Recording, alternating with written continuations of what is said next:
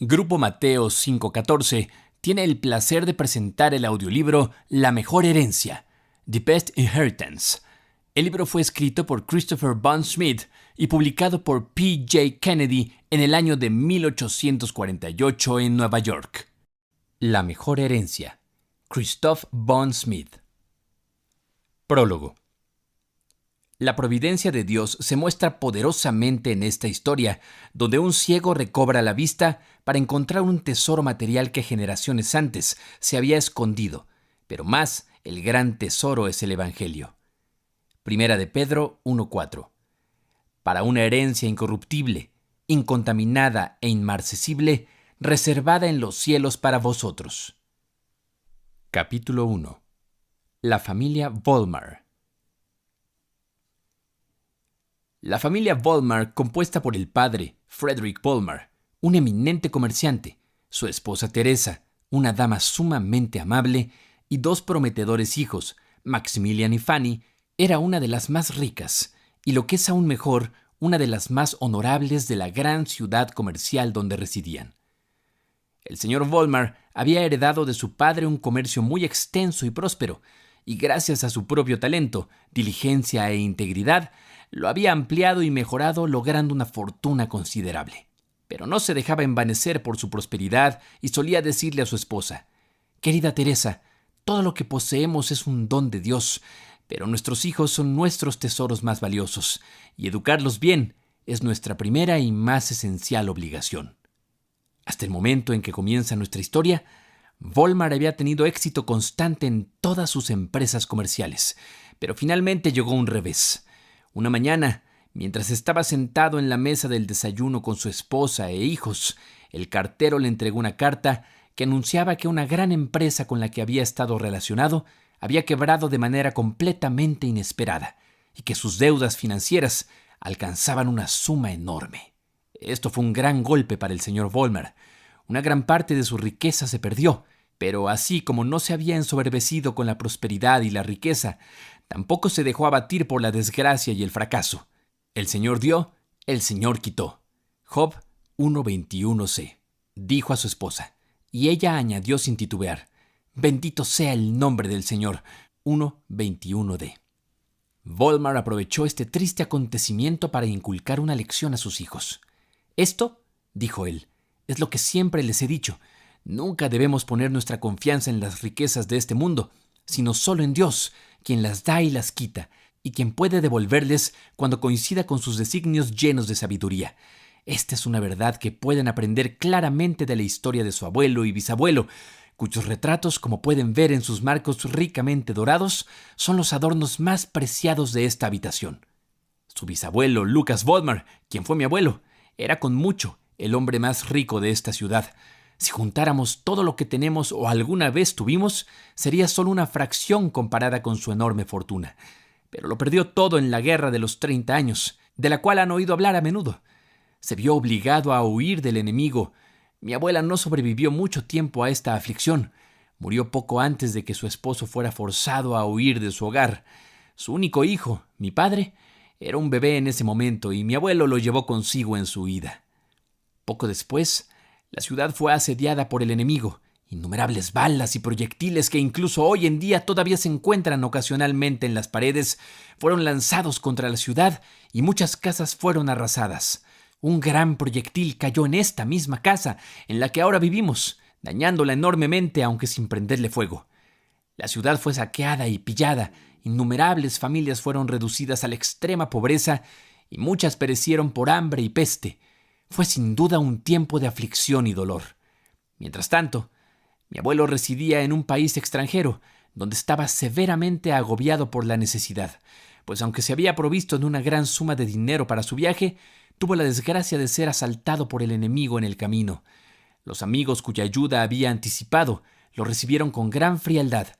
Mientras era rico, lo trataban con cordialidad, pero ahora que estaba afligido por la desgracia, apenas lo reconocían. Se consideró muy afortunado al poder obtener un modesto puesto subordinado en el departamento de intendencia. Colocó a su hijo Hugh, mi padre, tan pronto como tuvo la edad suficiente, como aprendiz en una respetable casa mercantil, a varias millas del lugar donde residía.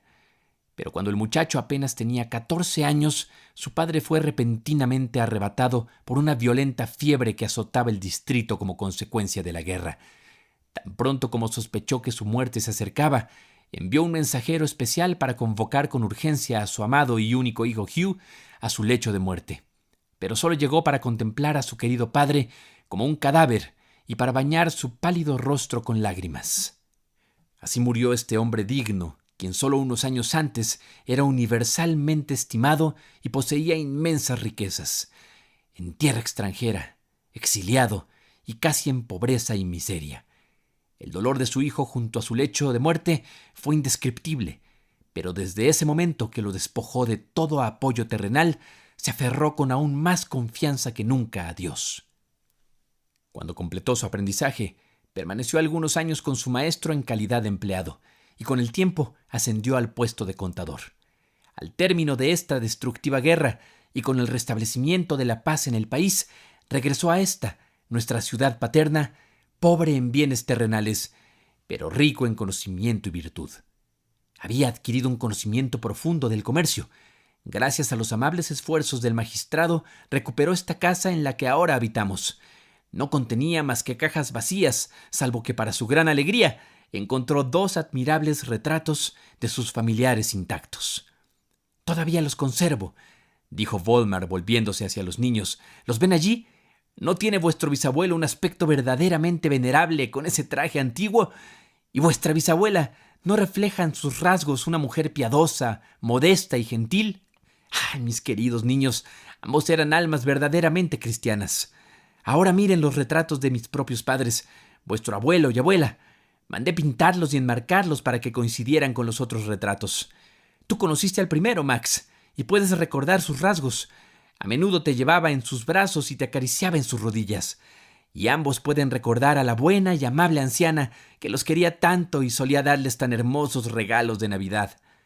Tu abuelo se vio obligado a comenzar su vida sin nada. Sí, con menos que nada, pues estaba endeudado. Sin embargo, eligió como esposa a una joven pobre pero prudente y virtuosa, cuyos padres, al igual que él, lo habían perdido todo durante la guerra. Convencido de que bajo su administración sus asuntos domésticos serían más prósperos que con otra persona que pudiera tener mucho dinero, pero poca prudencia o virtud. Y estaba en lo cierto. Su habilidad, diligencia, actividad e integridad, junto con la sabia economía y los hábiles arreglos domésticos de ella, les aseguraron un éxito nada despreciable. Ahora escuchen, queridos niños, la lección que esta historia les enseña. Confío en que yo también he seguido su consejo y su ejemplo. Si tu madre y yo hubiéramos caído en el gasto profuso que nuestra riqueza habría permitido, comprando muebles espléndidos, ofreciendo banquetes suntuosos, manteniendo carruajes y caballos, viajando al extranjero por placer o en 1000 cosas similares, nuestra posición ahora sería muy infeliz.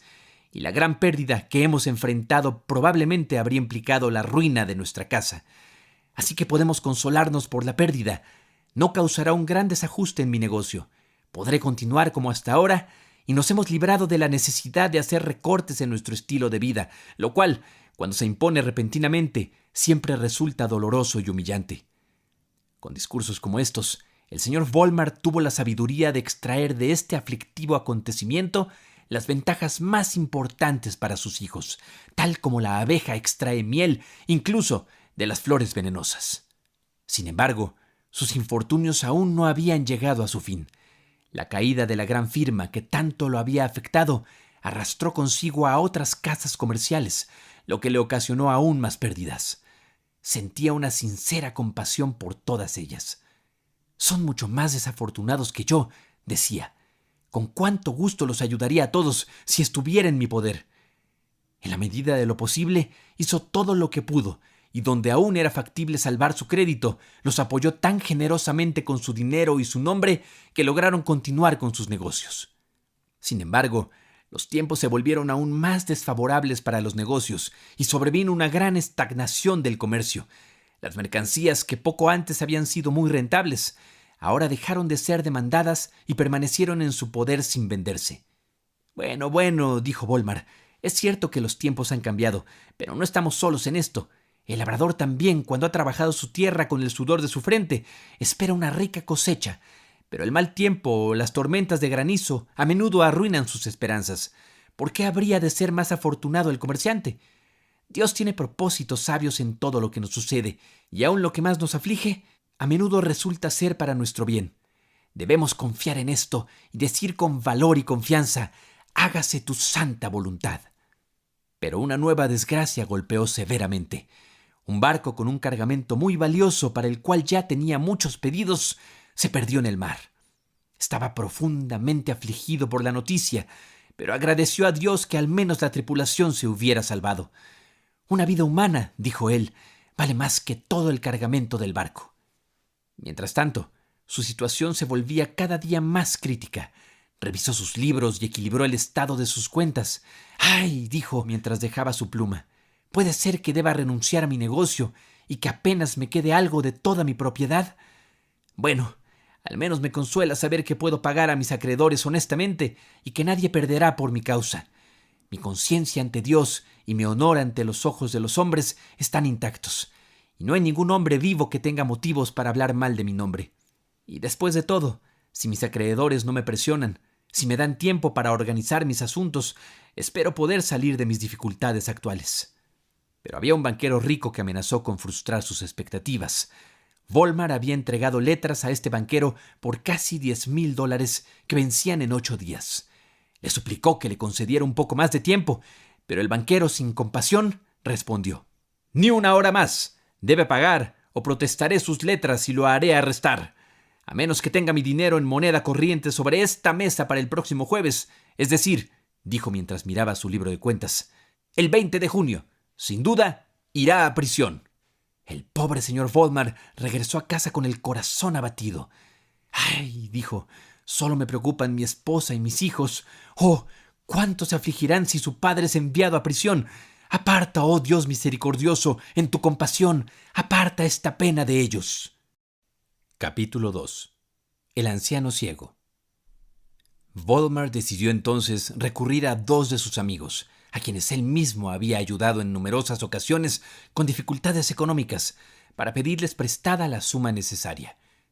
Él sabía que ambos juntos podían disponer del dinero en efectivo suficiente para cubrir su necesidad y no tenía dudas de que confiarían en su garantía de que no corrían ningún riesgo de perder ni un solo dólar con el préstamo.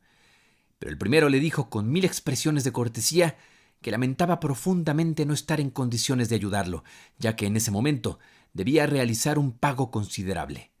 El otro se encogió de hombros y le dio a entender de manera muy significativa que no confiaba completamente en sus garantías y que tenía dudas sobre su solvencia. Esta ingratitud por parte de sus supuestos amigos hirió profundamente al pobre comerciante. Pero en cualquier caso, pensó, aún tengo un amigo que seguramente no me abandonará. Salió por la puerta de la ciudad. «Sí, mi amado señor», exclamó levantando la mirada al cielo tan pronto como estuvo en el campo abierto. «Tú, al menos, no puedes. Tú no me abandonarás. En ti siempre he confiado. A ti encomiendo a mi esposa y a mis hijos. Tú serás un padre para todos nosotros». Caminó hacia su villa intentando disipar sus melancólicas anticipaciones y aliviar su oprimido corazón. Entró al jardín. El sol brillaba con una belleza inusual. Los pájaros cantaban su canción vespertina. Las flores florecían en todos sus variados tonos.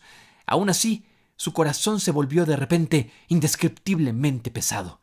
«Ah», dijo, «me dolerá profundamente separarme de mi dulce jardín, en el cual he invertido tanto y donde he pasado tantas horas felices.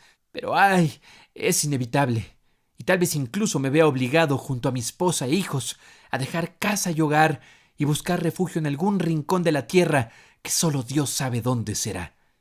Se sintió muy melancólico y estuvo a punto de arrodillarse para orar pidiendo ayuda y consuelo a Dios, quien en todos sus caminos es siempre sabiduría y misericordia en sí mismo. Pero al percibir personas en el jardín contiguo, se dirigió a su pabellón de verano para poder orar en secreto. Allí, en la pequeña habitación, se arrodilló y derramó su corazón ante Dios sin restricciones. «En ti, oh Señor», exclamó, «pongo mi confianza. Me entrego sin reservas en tus brazos paternos. Haz conmigo conforme a tu santa voluntad». Y en esa postura, con las manos entrelazadas y la mirada levantada. Permaneció inmóvil de rodillas durante un largo tiempo. De repente, escuchó fuera de la ventana una voz clara y dulce que decía en un tono alto y expresivo: «¡Ánimo! Dios aún nos ayudará». Se levantó y se dirigió a la ventana que ofrecía una vista del campo. Un estrecho sendero que conducía hacia la ciudad pasaba entre los campos y el jardín, y por este camino vio avanzar a un venerable anciano de cabello blanco como la nieve, guiado por un hermoso niño de rizos dorados y mejillas sonrosadas. Ambos vestían con ropa pobre, pero extremadamente limpia. Justo cuando pasaban frente a él, el pequeño dijo con la misma voz clara y distinta: «Aquí hay un bonito asiento verde bajo este árbol. Estás muy cansado, querido abuelo. Descansa aquí un rato y no te desanimes. Ya no estamos lejos de la ciudad. Puedo ver la puerta». Ambos se sentaron bajo el árbol que estaba sobre un pequeño montículo a unos pocos pasos del pabellón de verano. El sol vespertino brillaba de lleno sobre el rostro venerable del anciano y la frente pura del pequeño, y la expresión de tierna preocupación por el anciano que irradiaba de los ojos del niño era para el señor Volmar un espectáculo sumamente conmovedor. Pero él mismo estaba oculto de ellos por la persiana veneciana verde que colgaba frente a la ventana. «Ah, fue una gran aventura», dijo el anciano después de una pausa. «Para mí, ciego y viejo como soy, emprender este largo viaje, y ahora no dejo de sentir ansiedad. Me dijeron, por supuesto, que este famoso médico había curado a muchos pobres ciegos sin cobrarles nada, y espero que sea igualmente caritativo conmigo. ¿Pero realmente se puede curar mi ceguera? Nuestra pequeña bolsa casi se ha vaciado por el viaje. Tal vez el tratamiento lleve mucho tiempo, y entonces, ¿de qué viviremos? Han pasado 50 años desde que trabajé en esta ciudad como albañil. Ahora no conozco a nadie aquí, ni habrá nadie que me reconozca. Las personas que vivían aquí entonces eran muy trabajadoras y prósperas, y por lo tanto muy independientes y caritativas, pero sus huesos hace tiempo que descansan en la tierra. Que el cielo nos conceda encontrar entre la generación actual algunas personas caritativas que puedan hacernos un lugar en algún pequeño rincón de su casa, darnos algo de comer y no cobrarnos demasiado por ello». «No tengas miedo, querido abuelo», dijo el niño. «Aunque se nos acabe el dinero, le suplicaré a las personas ricas de la ciudad que tengan compasión de ti. No tendrán el corazón para dejarte morir de hambre o sufrimiento. Y además, no debemos olvidar que Dios está por encima de todo. Siempre me lo recuerdas. Él nos cuidará y nos pondrá en el camino de algún cristiano caritativo». «Eso espero», dijo su abuelo. «Pero aún me siento abatido y no puedo quitarme esta tristeza». «Pero piénsalo, querido abuelo», dijo el niño. «Te he llevado de la mano todo el camino hasta aquí. ¿Imaginas que podría tener el corazón para irme ahora y dejarte aquí a valerte por ti mismo? Pues no pienses peor de nuestro Dios misericordioso que de un simple niño. Sería un pecado hacerlo». «Tienes razón, querido Aloysius», respondió el anciano. «Dios, quien nos ha guiado hasta aquí, no nos abandonará ahora. Él seguirá cuidando al pobre hombre ciego». El señor Volmar, quien había escuchado claramente esta conversación, se sintió profundamente conmovido. «Oh, Dios mío», exclamó, «no estoy solo en mi desgracia. Ser ciego, ser privado de la vista del hermoso cielo azul, los árboles verdes, las flores, el sol, los rostros de las personas. Esto sí que es difícil, mucho más difícil que lo que me ha sucedido a mí. Aún tengo ambos ojos, sanos y completos, y aunque toda mi fortuna se perdiera, ¿qué sería eso comparado con la pérdida de mis ojos? Qué bien sabe este pobre anciano y su dulce nieto cómo consolar su desdicha con confianza en Dios. ¿Y es correcto que yo confíe menos en él?». Mientras tanto, su esposa entró al jardín con sus 2 hijos. Estaba más angustiada por la aflicción de su esposo que por la posibilidad de perder su propiedad. Él le había dicho al salir de casa que tenía que hacer 1 o 2 visitas y que se reuniría con ella en la villa, por lo que lo había seguido hasta allí para evitar que se sumiera solo en sus desgracias y, en la medida de lo posible, animarlo y consolarlo. Llevó a los niños a uno de los arbustos de grosellas y les permitió comer algunas, diciéndoles después que llenaran la pequeña cesta que Fanny llevaba en el brazo. Luego siguió a su esposo hasta el pabellón de verano al no encontrarlo en el jardín. «¿Cómo te sientes, querido Frederick?», preguntó ella. «¿Qué estás haciendo?». «Me he sentido muy consolado», respondió él en un tono bajo, haciendo un gesto para que ella también hablara en voz baja. Dios ha enviado a un pequeño niño aquí para enseñarme a confiar en su providencia. Pero calla, mira aquí. Él la llevó hasta la ventana y le contó en voz baja lo que acababa de escuchar del anciano y el dulce niño. En ese momento, ellos discutían cómo podrían encontrar alojamiento en la vasta ciudad y cómo lograrían salir adelante con su escasa bolsa sin verse obligados a mendigar. Su conversación conmovió profundamente a la bondadosa dama. «Querido Frederick», le dijo a su esposo, «¿qué pensarías si lleváramos a este anciano y al dulce niño a nuestra casa?» «¿Qué?», dijo Volmar. «¿Ahora? En nuestras circunstancias actuales, toda la ciudad gritaría en contra nuestra. Nosotros mismos quizás estamos en peligro de ser tan pobres como estas personas pronto». «Ah», dijo su esposa, «eres demasiado pesimista.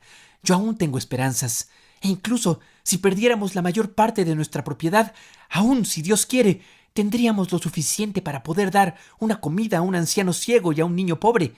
Lo que estos pobres nos costarían no supondría un gran cambio en nuestras circunstancias actuales.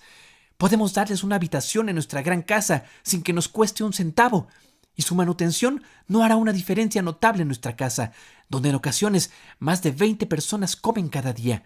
Acojámoslos. Cristo nuestro Señor dice: «Sed misericordiosos y hallaréis misericordia».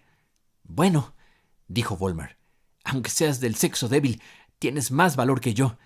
Que así sea. Les daremos comida y alojamiento, y llamaremos al oculista, que, por cierto, es nuestro médico de cabecera, para que atienda al anciano». El anciano se levantó. El niño lo tomó de la mano y lo guió. Avanzaban muy lentamente. La señora fue hacia sus hijos y dijo: «Ven conmigo, Max». Ambos niños la siguieron hasta la puerta del jardín.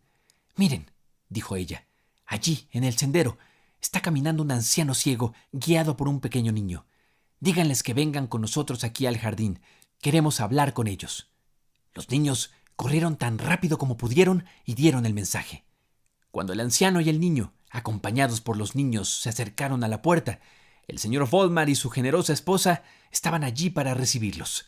Mostraron la más viva simpatía por el anciano en su ceguera, elogiaron al niño que lo había cuidado tan bien y les ofrecieron acogerlos a ambos en su casa hasta que la cura de sus ojos estuviera completamente terminada. El anciano sintió como si hubiera caído del cielo. «Dios bueno», dijo juntando las manos, «la confianza en ti nunca es en vano». «Ahora lo ves, querido abuelo», dijo el niño, «que Dios nunca abandona a los suyos». Volmar y su esposa llevaron al anciano y a su nieto al jardín. Lo sentaron en un banco e indagaron con cariño sobre sus circunstancias. Su nombre era Christian Selb. Era albañil de oficio y vivía con su hijo en un pueblo muy lejano. Había estado ciego durante 7 años, dijo, y era mantenido con gran afecto por su hijo y su nuera, de quienes habló con mucha ternura, al igual que de sus nietos, siendo Aloysius el mayor de ellos.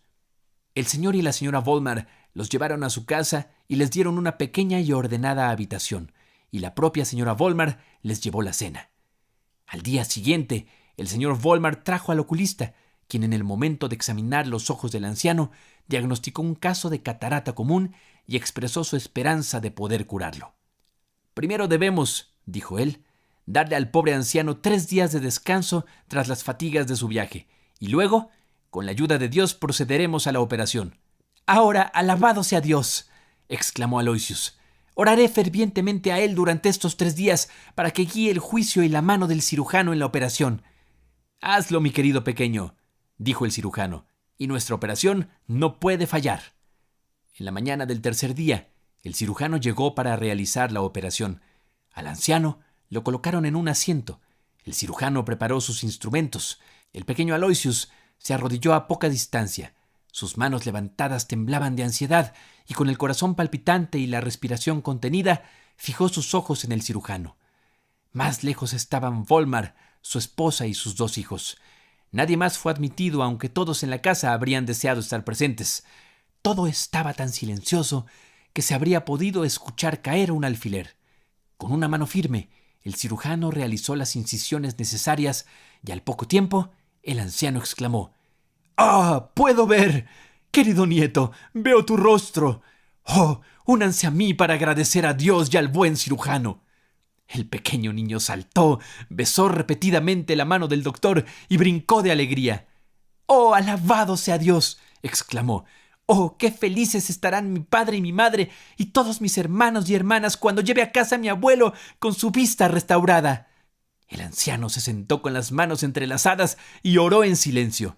El señor Volmar y su esposa se unieron de todo corazón a su acción de gracias en silencio, pero los dos niños se alegraron tan ruidosamente como el nieto jubiloso y felicitaron cordialmente al anciano y al cirujano por el resultado de la operación. Por ahora, dijo el cirujano, debemos cubrir sus ojos. Aún no podrían soportar la luz, pero prometió venir todos los días para revisarlos hasta que la cura estuviera completa, indicando que mientras tanto el paciente debía mantenerse perfectamente tranquilo y ser muy moderado al comer y beber. Cuando se despidió, el señor y la señora Volmar lo acompañaron, mientras las jubilosas exclamaciones de los tres niños «¡Él ve! ¡Él ve!» resonaban por toda la casa y toda la familia estaba llena de júbilo y exultación.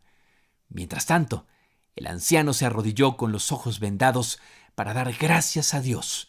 Oró durante mucho tiempo y su nieto se arrodilló junto a él en silenciosa oración. Capítulo 3. Exe homo. Juan 19:5. Todo está progresando favorablemente, dijo el cirujano después de examinar los ojos del anciano 3 días después. Sin embargo, esta habitación es demasiado luminosa para permitir que sus ojos se acostumbren gradualmente a la luz.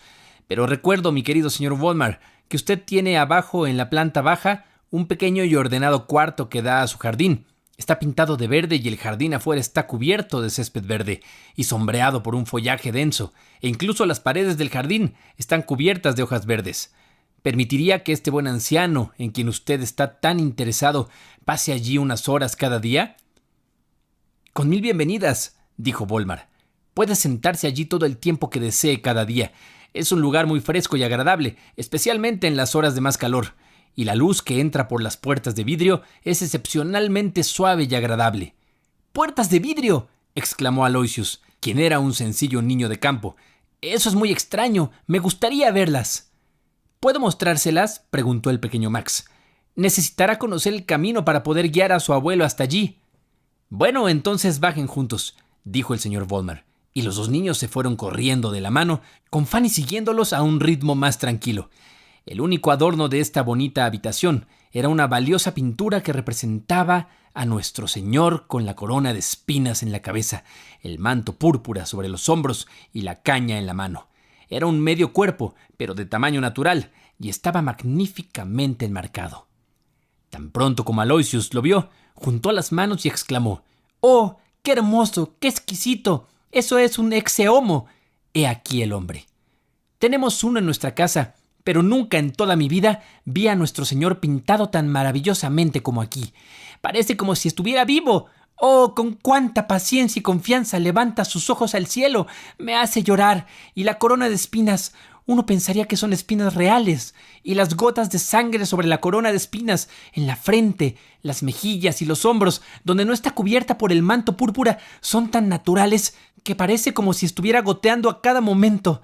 ¡Oh, cuánto sufrió por amor a nosotros! Mi madre nos dice a menudo, dijo Fanny, que este cuadro es como si Cristo nos dijera: «Nací por ti, viví y morí. Oh, alma cristiana, por ti. Ah, que sea siempre tu más santo orgullo vivir y morir por mí».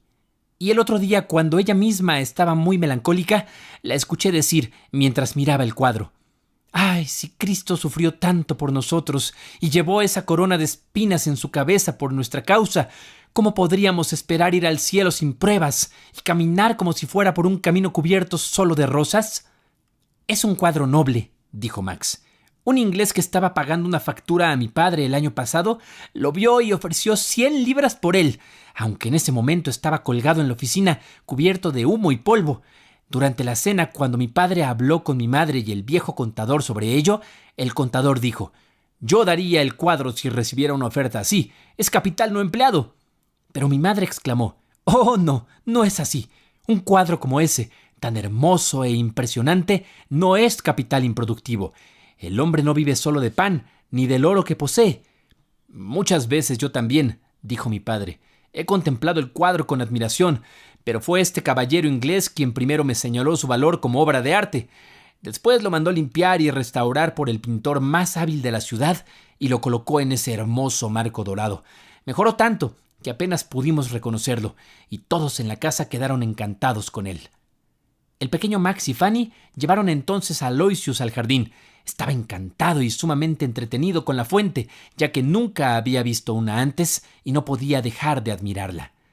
Mientras tanto, el señor Volmar entró en el pequeño cuarto con el buen anciano, a quien él mismo había conducido hasta allí, y siguiendo las indicaciones del cirujano, le quitó la venda de los ojos.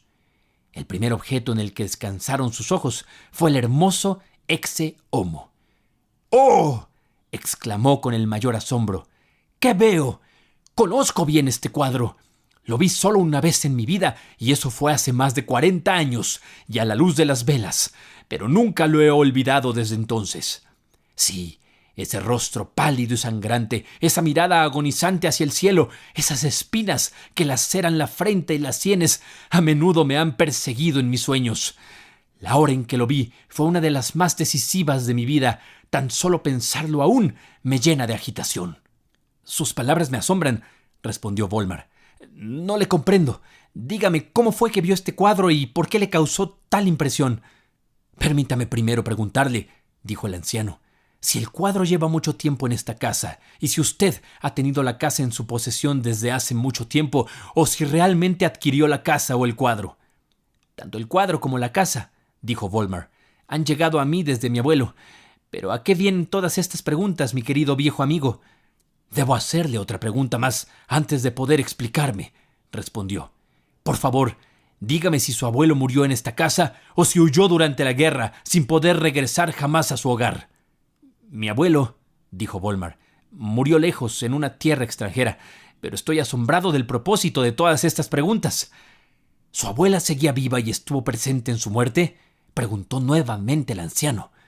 No, respondió Volmar. Ella murió mucho antes, pero debo decir que sus preguntas todavía me sorprenden. ¿Quizá su padre estuvo presente en el lecho de muerte de su abuelo?, continuó el anciano.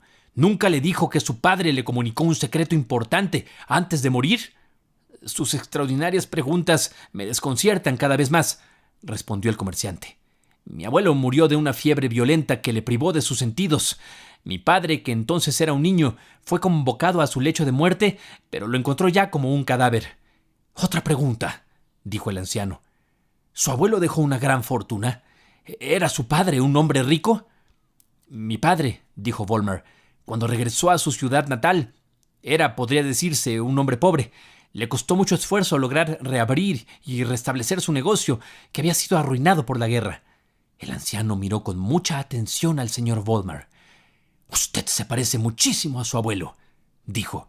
«Con frecuencia sucede que el nieto se parece más que el hijo. En la época de la que hablo, él tenía aproximadamente su edad, y cuando lo miro, casi puedo imaginar que es el mismo individuo al que veo frente a mí. Escuche, se lo ruego, mi historia. Tal vez pueda servirle. Poco antes de que la ciudad fuera sitiada y saqueada, trabajaba aquí como albañil.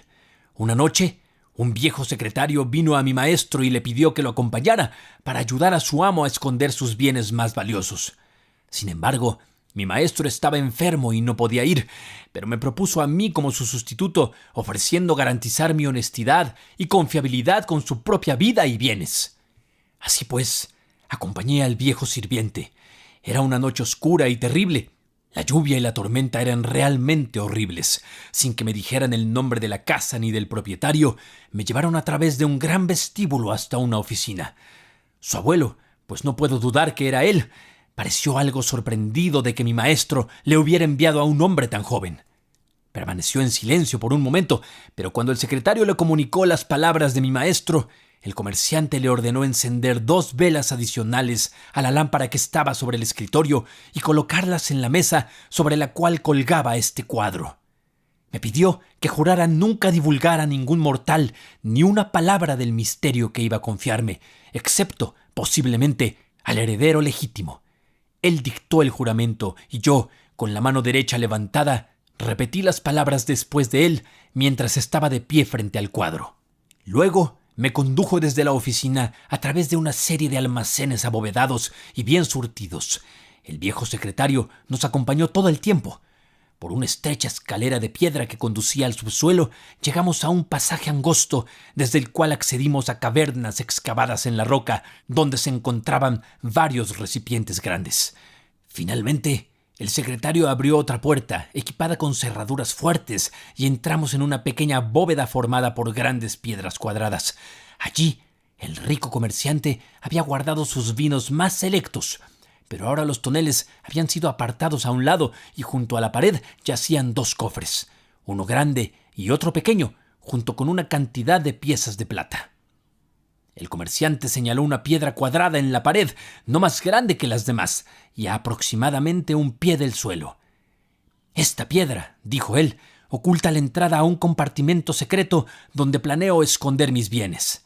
La piedra tiene solo aproximadamente 1 palmo de grosor y no puede ser removida sin gran esfuerzo, y es para el propósito de quitarla y reemplazarla que necesito de sus servicios.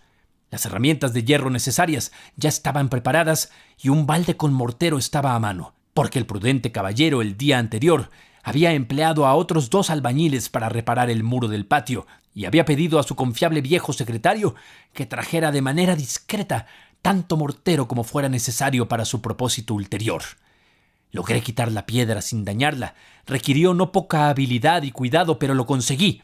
Al arrastrarme por la apertura, encontré una bóveda interior bastante espaciosa. El comerciante y su secretario, con mi ayuda desde dentro, empujaron el gran cofre, que era de roble, y el más pequeño, que era de hierro. Eran muy pesados. Luego guardamos las piezas de plata y después reemplacé la piedra en la pared y cerré las juntas también con mortero, que no podían distinguirse de las demás piedras. El caballero entonces puso una pieza de oro en mi mano, se llevó un dedo a los labios y dijo: «Recuerde su juramento». Le agradecí con alegría y nuevamente le aseguré solemnemente que el secreto que me había confiado nunca saldría de mis labios. Poco después, el enemigo llegó ante la ciudad. Se suspendieron todas las construcciones y todos los mecánicos extranjeros fueron despedidos. Me puse en camino, viajé en todas direcciones y finalmente me casé con la hija de un maestro constructor a unas 50 millas de esta ciudad. Nunca volví aquí y han pasado muchos años desde la última vez que pensé en los tesoros enterrados. En ese entonces, durante la guerra, hubo muchas transacciones similares en las que se requirió mi ayuda, y fue solo en este momento, al ver esta hermosa imagen de nuestro divino Redentor, que recordé esta vieja historia del tesoro enterrado.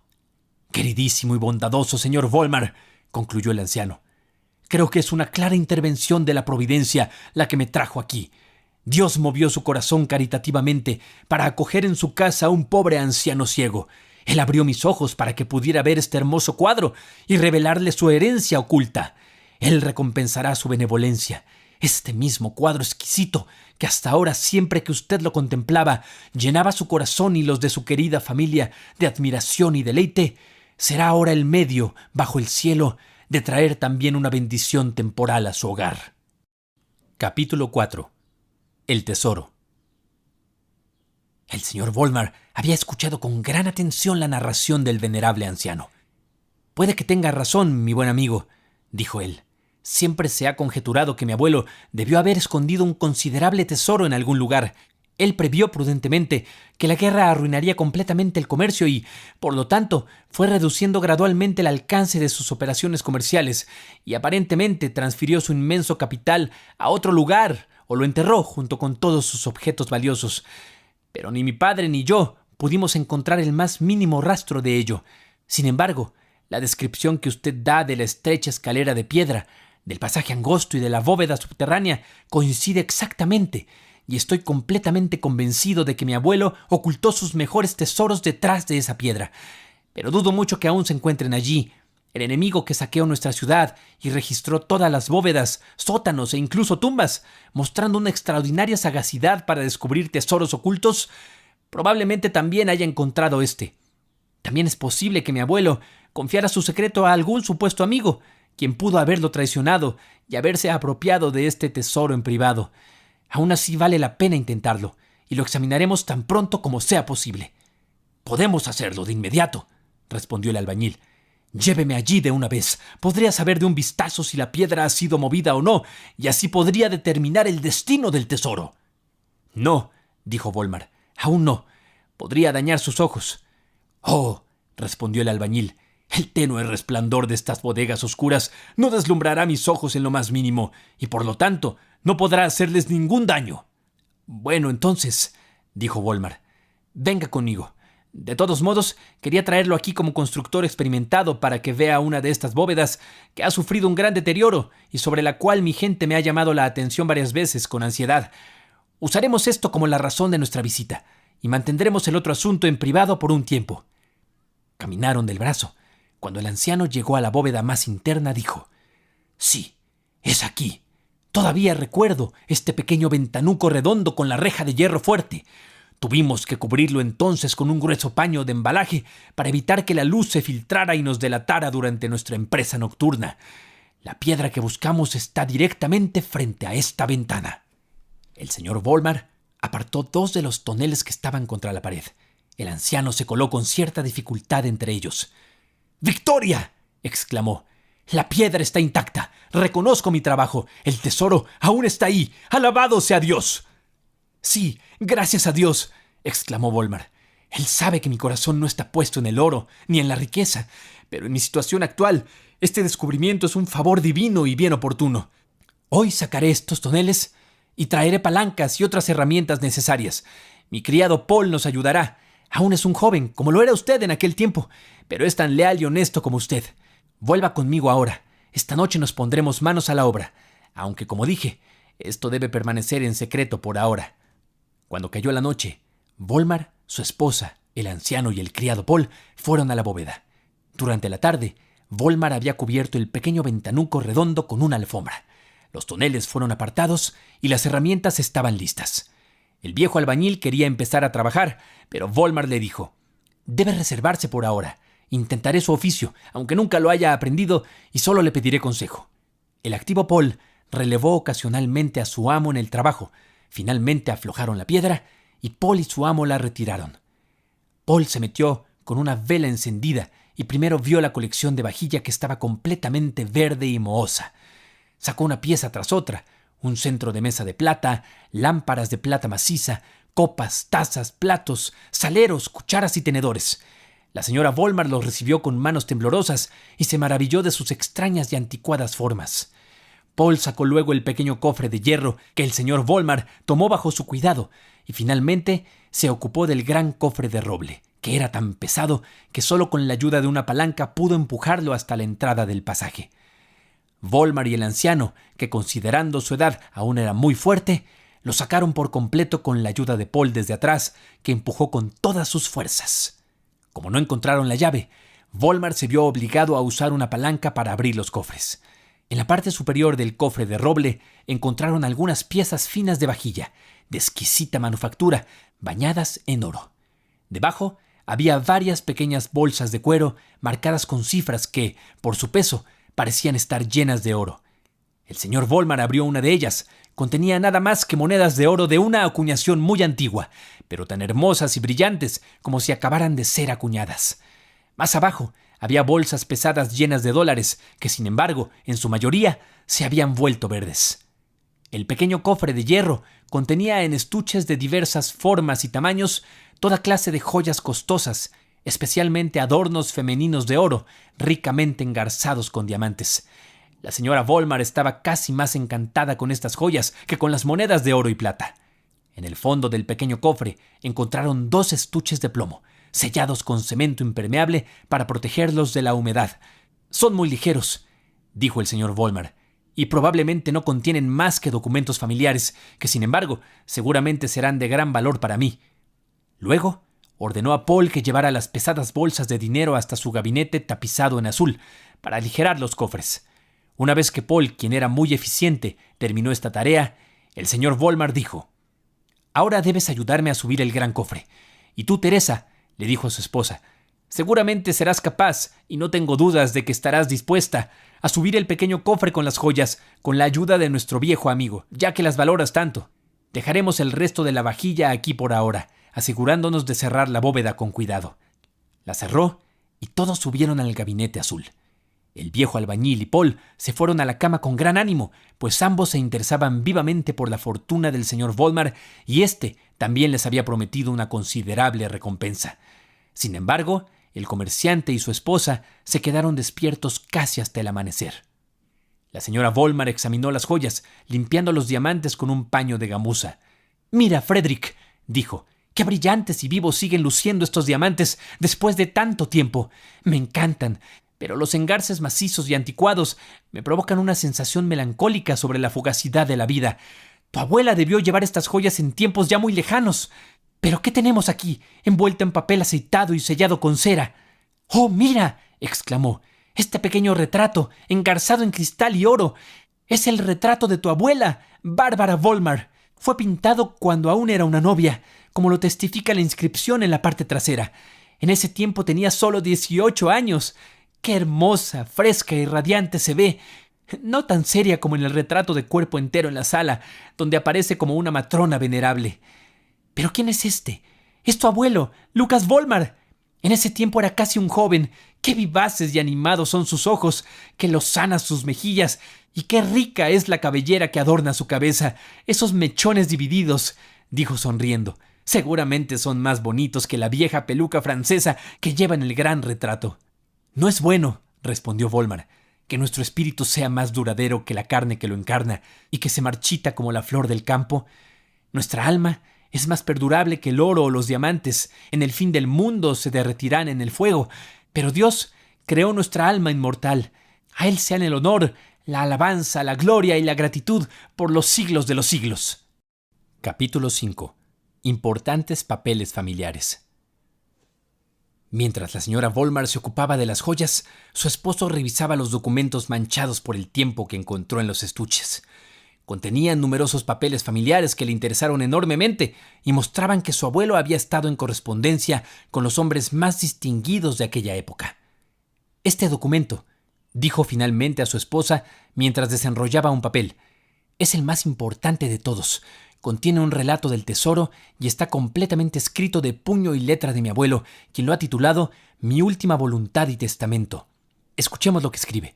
Leyó el documento tal como estaba en el original. «En el nombre de la Santísima Trinidad, yo, Lucas Volmar, ciudadano, comerciante y miembro del Gran Consejo, declaro lo siguiente. Considerando que en estos tiempos precarios nuestra querida ciudad no está segura ni un solo día de caer en manos del enemigo, ser saqueada o incluso incendiada y reducida a escombros, he considerado prudente construir y ocultar en una bóveda a prueba de fuego y bombas, bajo mi casa, todos mis bienes más valiosos, tanto en dinero como en efectos.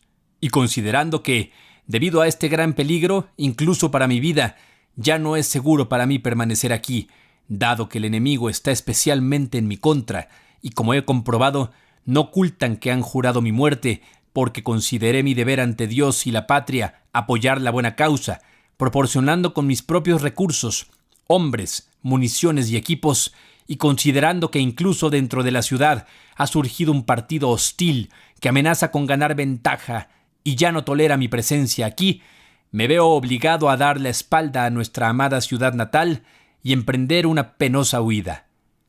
Y considerando además que es muy probable que no sobreviva a esta terrible guerra, que ya lleva 15 años, y que mi único hijo Hugh, compañero de mi huida, que aún es un niño pequeño, no podrá regresar a su ciudad natal hasta el final de la guerra y el restablecimiento de la paz, lo que puede ocurrir dentro de muchos años, y considerando que esta casa desierta, mientras tanto, podría caer en manos extrañas, deposito junto con esta herencia en oro y efectos, que lego a mi hijo y coloco en seguridad para él en esta bóveda el presente instrumento firmado y sellado para que a su regreso pueda, sin impedimentos ni obstáculos, reclamar y tomar posesión de esta, su legítima herencia. Y reflexionando además que es posible que alguna fatalidad me ocurra durante esta, mi angustiosa huida, y que Dios, en sus insondables e inescrutables designios, pueda llamarme de esta vida durante la minoría de edad de mi hijo amado Hugh, que no puedo prudentemente confiar a un niño, casi infante, el secreto de este tesoro oculto, que no tengo otro pariente, y no conozco a nadie a quien pueda confiárselo, que no puedo esperar encontrar en una tierra extranjera a tal persona, ya que en el estado actual de las cosas, quien es amigo hoy, puede ser enemigo mañana, y que mi viejo sirviente, Nicolás, quien es el único que conoce el secreto y a quien dejo a cargo de mi casa, ya tiene 80 años y podría morir pronto, y que por último, fácilmente podría suceder que en esos tiempos turbulentos, mi querido hijo, a pesar de la herencia reservada, pero desconocida para él, pueda perecer en la pobreza y la miseria en una tierra lejana, y que el tesoro permanezca sin ser descubierto durante muchos años, y luego caiga en manos extrañas. En tal caso, declaro explícitamente como mi sagrado y solemne testamento que todo el tesoro sea dividido en 3 partes iguales, una de las cuales será para quien lo encuentre, otra para el hospital y la tercera para la iglesia y las escuelas de mi ciudad natal. Y ordeno al futuro descubridor por su conciencia, su alma y sus esperanzas de felicidad que no supriman, oculten ni traten fraudulentamente de ninguna manera con esta, mi propiedad, sino que hagan su verdadero descubrimiento ante las autoridades.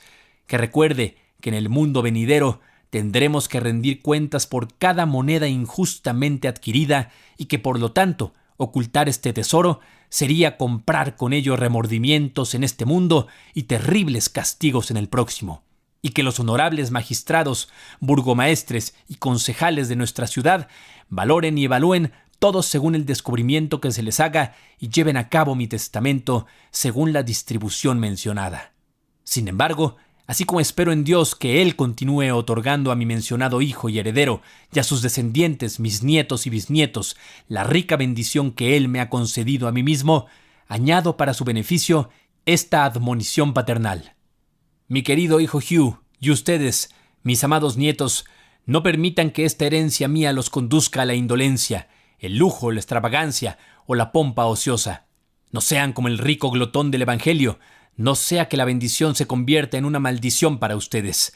Sean siempre diligentes, frugales, prudentes, caritativos y benevolentes con los pobres.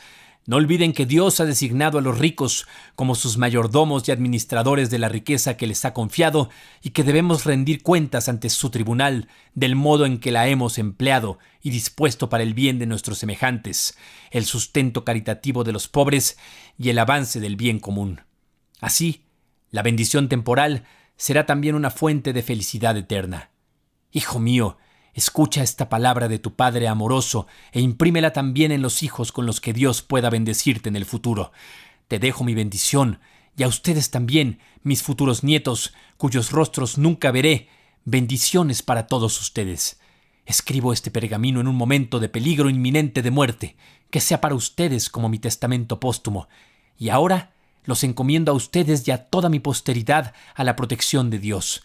Que Él los guarde de todo mal, del pecado y del crimen, que se digne preservarlos en la virtud y guiarlos con gracia para que vivan vidas dignas de sus antepasados, como cristianos temerosos de Dios, virtuosos y honorables. Cuando ustedes, mis amados descendientes, lean este pergamino, que he escrito no sin abundantes lágrimas, mis huesos y los de su pobre abuela habrán descansado durante mucho tiempo en el cementerio. Reflexionen que ustedes también morirán y vivan de tal manera que todos podamos encontrarnos en la esperanza de una gozosa resurrección en ese cielo, al cual también yo anhelo, después de esta miserable vida. Amén. Lucas Volmar, escrito en la noche del 15 de enero de 1633. Mientras el señor Volmar leía este documento, su esposa permanecía sentada con las manos juntas, escuchando tan piadosamente como si estuviera en la iglesia, y las lágrimas rodaban rápidamente por sus mejillas. «Tu abuelo Lucas», dijo ella, «fue un hombre verdaderamente piadoso, bueno y honesto. Sus palabras dirigidas a su hijo Hugh y a ti, querido Frederick, y a mí y a nuestros hijos, hacen una profunda impresión en mi corazón. Que Dios lo reciba y lo recompense en el cielo por sus sentimientos cristianos y por su amor y previsión hacia nosotros y nuestros hijos». «Dios lo conceda», dijo su esposo, «y sigamos fielmente los consejos de nuestro buen y venerable abuelo. Dios ha dispuesto sabiamente que seamos nosotros quienes encontremos el tesoro. Lo ha guardado fielmente para nosotros hasta esta hora, cuando más necesitamos ayuda. Fue afortunado y providencial que mi abuelo no pudiera decirle a mi padre dónde enterró su tesoro durante la guerra. Es cierto que mi padre enfrentó pruebas severas en su juventud. Sufrió mucho como un huérfano pobre en medio de extraños. Tenía que sentarse temprano y tarde en su escritorio, y cuando regresó aquí, al final de la guerra, le costó un esfuerzo increíble restablecer y reanudar su negocio.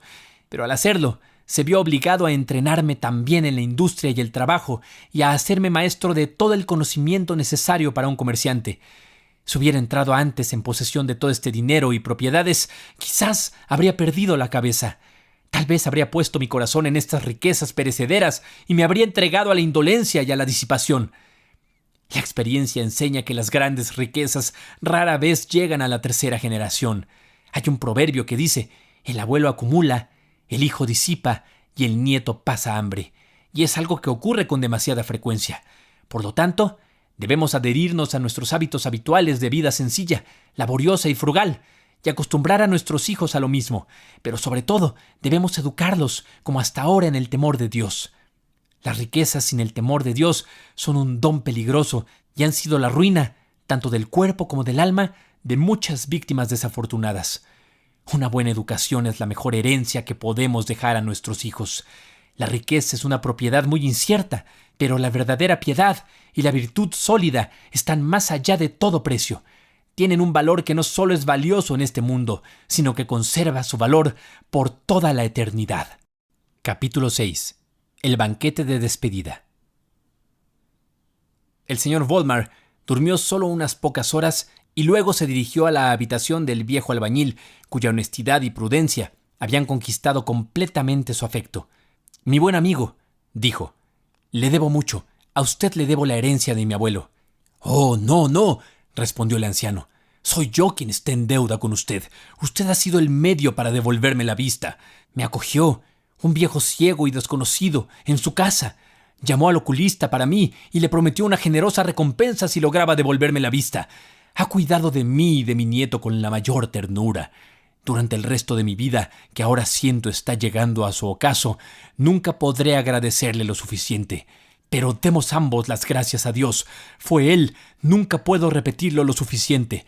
Fue Él quien movió su corazón para acogerme en su casa. Fue Él quien abrió mis ojos para ver el hermoso cuadro y descubrir el tesoro escondido para usted». «Tiene razón», dijo el señor Volmar. «Ambos tenemos motivos para agradecer a Dios, pero eso no me libera de mi obligación con usted.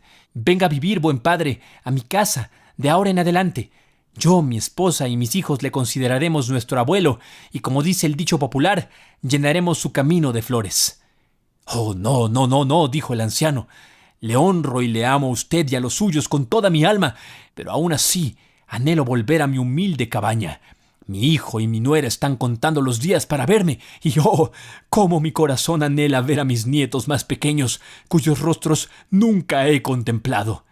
Todos ellos, hijos y nietos, se alegrarán de verme de nuevo ahora que he recuperado la vista. Déjeme ir en paz. Pobre, cansado y viejo como soy, ya no valgo nada en este mundo. Estas habitaciones son demasiado grandes para mí, demasiado largas, demasiado altas y demasiado anchas. No me siento realmente en casa aquí y estaré mucho mejor en mi tranquila y pequeña habitación. Allí dedicaré el resto de mi vida a Dios, visitando con frecuencia nuestra pequeña iglesia del pueblo y meditando sobre la muerte y la eternidad hasta que descanse bajo el césped verde de nuestro pequeño cementerio del pueblo». «Bueno, entonces», dijo Volmar, «si no puede ser feliz de otra manera, regrese en el nombre de Dios a su hogar, pero le estableceré una pensión que le asegure no pasar necesidad. Y como percibo por lo que me dice que su hijo aún no ha podido saldar todas las deudas que contrajo cuando comenzó a mantener su hogar y que tiene apenas un pequeño campo y una pequeña parcela de pradera, yo mismo pagaré sus deudas y le compraré otros campos y una parcela de pradera más grande.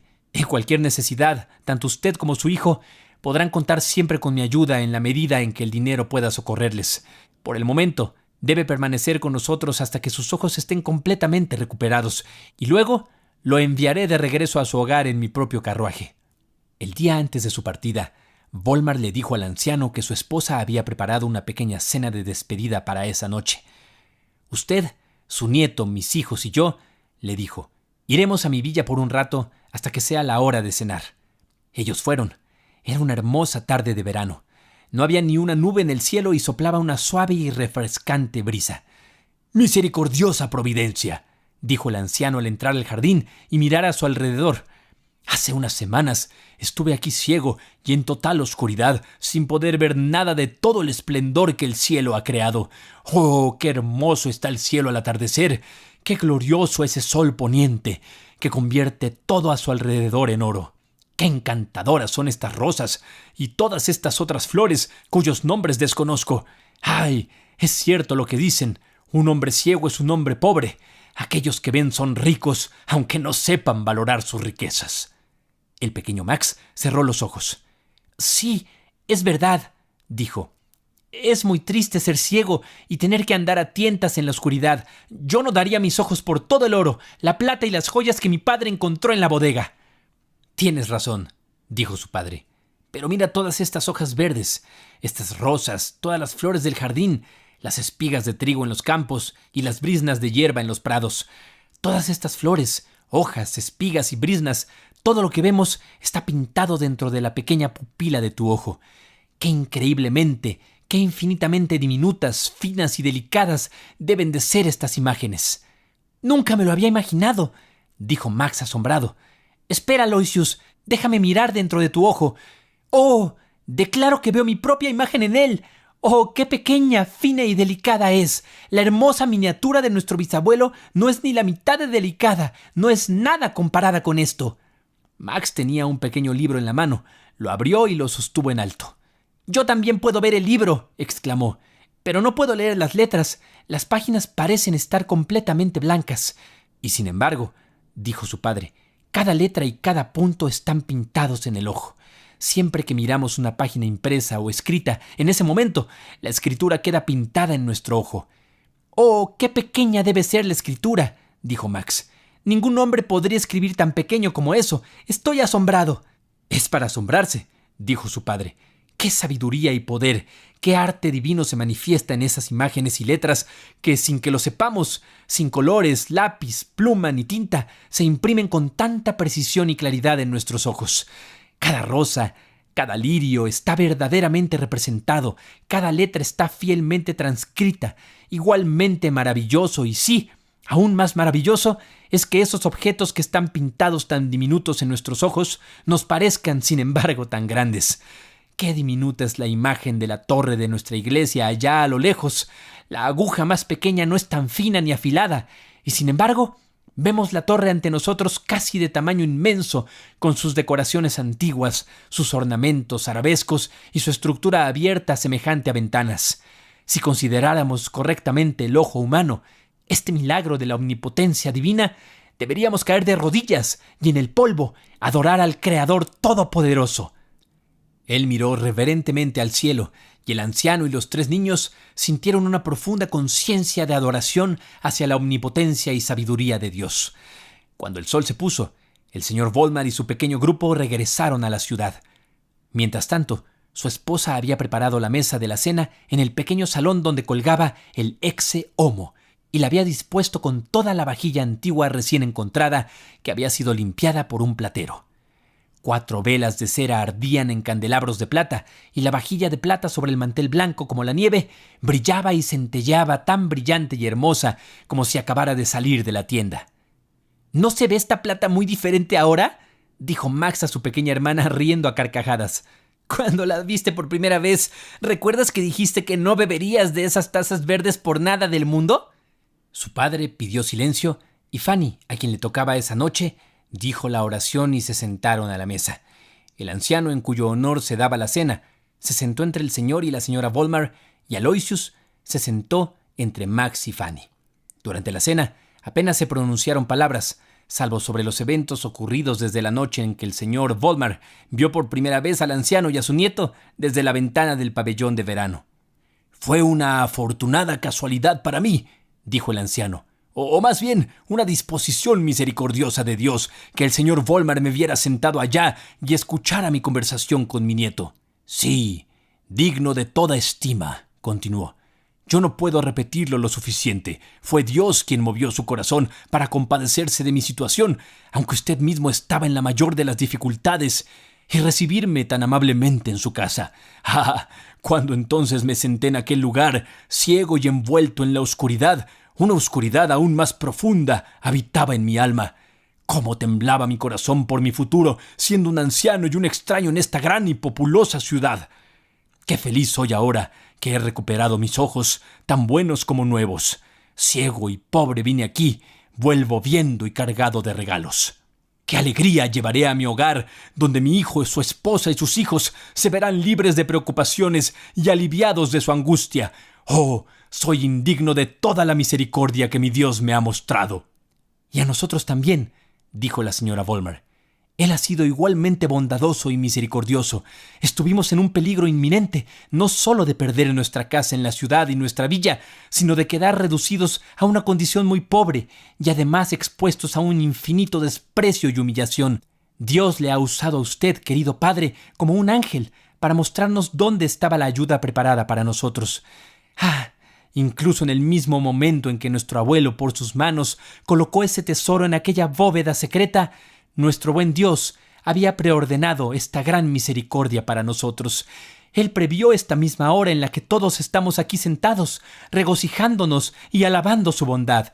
Él dio su bendición al tesoro que nuestro abuelo guardó para nosotros. Sí, sí, dijo Max. El valioso tesoro que nuestro abuelo nos dejó es una herencia principesca. Mi querido Max, dijo su padre, conozco una herencia que nos ha llegado de nuestros antepasados y que es aún mejor que esta. ¿Un tesoro mayor que todo el oro y la plata?, dijo Max asombrado. ¿Y mayor que las hermosas joyas brillantes?, dijo Fanny, ¿que valen más que un montón de oro y plata? Todo el oro y toda la plata y todas las joyas del mundo no son nada comparados con el tesoro al que me refiero, dijo su padre. ¿Y sabe usted dónde está escondido ese tesoro?, preguntó Max. No es un tesoro escondido, respondió su padre. Cualquiera que no esté completamente desprovisto de sensibilidad puede encontrarlo. ¡Oh! Ahora sé a qué se refiere mi padre, dijo Max. Es el hermoso Ecce Homo. Mi madre solía decir que había una bendición especial sobre él. Y si mi padre lo hubiera vendido cuando el inglés ofreció tanto dinero por él, nunca habríamos encontrado el tesoro que estaba escondido en nuestra casa. Tampoco me refiero al hermoso cuadro, respondió su padre, aunque tiene un gran valor, tanto por la habilidad del pintor como aún más por aquel a quien representa. La mejor herencia que sus antepasados recibieron de los suyos y nos transmitieron a nosotros, y que espero sea también su herencia, es el temor de Dios, la piedad, la virtud y la integridad. De esto habló el mismo Señor Cristo cuando María, la hermana de Marta, se sentó a sus pies, únicamente atenta a escuchar y guardar su palabra. Una sola cosa es necesaria. María ha escogido la mejor parte, la cual no le será quitada. Lucas 10:42. ¿De qué nos servirían todos los tesoros del mundo si fuéramos impíos, frívolos y poco caritativos, sin otro propósito que disfrutar de la felicidad de esta vida? Esos tesoros, en tal caso, solo nos harían aún más perversos y más desdichados. Poco nos serviría tener en nuestra casa ese noble cuadro de nuestro Redentor, por hermoso que sea, si no estuviéramos animados por amor y gratitud hacia el divino original, si no nos recordara su amor por su Padre Celestial y por nosotros los hombres, si pudiéramos mirar con corazones fríos esta corona de espinas, las heridas en su sagrada faz, la marca de los golpes, las gotas de sangre que fluyen, su mirada confiada hacia el cielo, si no nos moviera a obedecer a nuestro Padre Celestial, a una filantropía generosa y desinteresada, a la paciencia y a la resignación en el sufrimiento y al horror hacia el pecado, causa de todos sus padecimientos. Nuestros piadosos antepasados decoraban sus habitaciones con cuadros como estos, no solo para admirar la habilidad del artista, que aún es admirada y muy valorada, sino por aquel a quien representa. El cristianismo era su perla más preciosa. Su espíritu cristiano se reflejaba en toda su vida, incluso en sus arreglos domésticos. Miren, por ejemplo, estas copas antiguas que encontramos entre la vajilla familiar. Esta vieja jarra de plata decorada con oro que su madre ha puesto delante de nuestro viejo amigo Christian es la reliquia más antigua de nuestra familia. Fue presentada por sus hijos y nietos a mi bisabuelo, Albert Vollmar, en su jubileo de 50 años como ciudadano y comerciante aquí. Miren en este medallón de oro, exquisitamente tallado, está representado el venerable Simeón con el niño Jesús. El nombre de Lucas Vollmar y su esposa, junto con la fecha del mes y el año, están bellamente grabados alrededor. En aquellos días, el temor de Dios y el respeto por los padres iban de la mano. Mi copa y la de su madre Fueron regalos de matrimonio para mi abuelo y mi abuela.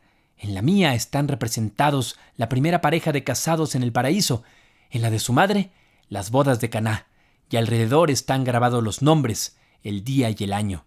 En aquellos tiempos, la gente piadosa acostumbraba a unir la historia sagrada con la suya propia, y así intentaban santificar su vida doméstica y convertir sus festividades familiares en verdaderas celebraciones cristianas.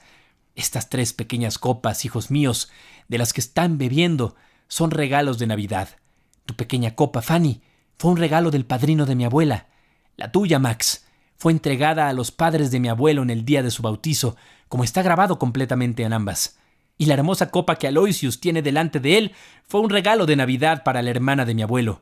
Su nombre, Mary Volmar, y el día de su nacimiento, rodeados de rosas y lirios, están grabados en la copa. Creció como una joven de extraordinaria belleza y no menos destacada piedad y virtud. Pero murió siendo aún una novia, en la flor de su belleza, y sus afligidos padres mandaron grabar el día de su muerte en el otro lado de la copa, y debajo están las palabras de la Sagrada Escritura. Toda carne es como hierba, y toda la gloria del hombre como flor de la hierba. La hierba se seca, y la flor se cae. Primera de Pedro 1, 24, 25. El mundo pasa con su placer, pero el que hace la voluntad de Dios vive para siempre. Primera de Juan 2, 17. Oh, qué conmovedor es pensar así en nuestros antepasados. No honraremos su memoria y seguiremos sus pasos sin apartarnos nunca de su estilo de vida sencillo. En la piedad y la virtud es donde verdaderamente se encuentra la felicidad. Pero es ahora, concluyó Volmar, de brindar por la salud de nuestro querido invitado, quien así como en su momento escondió estas copas, ahora las ha devuelto a la luz del día con sus inscripciones antiguas que despiertan en nuestras almas recuerdos tan valiosos. Que él disfrute por mucho tiempo de la luz y del día y sea feliz en la compañía de sus hijos y nietos. El venerable anciano estaba profundamente conmovido. Las lágrimas se acumulaban en sus pestañas grises y rodaban por sus mejillas marcadas por el tiempo. «Larga vida a mis mejores benefactores, el señor y la señora Volmar», dijo. «Dios los recompensará por lo que han hecho por mí y derramará abundantes bendiciones sobre sus hijos, tanto en esta vida como en la eternidad». Él bebió y se detuvo un momento. «Reconozco esto como una gran bendición de Dios», dijo. «Haber recuperado el uso de mi vista, pero considero un beneficio aún mayor que Él me haya conducido a una familia verdaderamente cristiana, donde escucho tantas cosas buenas y donde mi fe se ha renovado. La luz del alma es más preciosa que la luz corporal que compartimos con los animales. Una fe viva en Dios es la luz del alma». Otra vez Jesús les habló diciendo: «Yo soy la luz del mundo. El que me sigue no andará en tinieblas, sino que tendrá la luz de la vida». Juan 8:12. Por lo tanto, valoremos aún más que la luz de nuestros ojos, la fe en Dios, en Cristo, en la virtud y en la vida eterna. Sigamos su guía y cuidémosla más cuidadosamente que nuestra propia vista. Acumulemos para nosotros un tesoro en el cielo que está más allá de todas las medidas terrenales. Que la piedad, la virtud y la integridad sean la mejor herencia que dejemos a nuestros hijos. A la mañana siguiente, después de la oración matutina y el desayuno, el carruaje fue preparado y llevado a la puerta. Estaba bien cargado, pues la señora Volmar lo había llenado con todo tipo de regalos para el anciano, sus hijos y sus nietos. Se despidió de ellos con lágrimas en los ojos y Aloysius besó sus manos y se despidió de los niños. Todos acompañaron al profundamente conmovido anciano y al niño sollozante hasta el carruaje.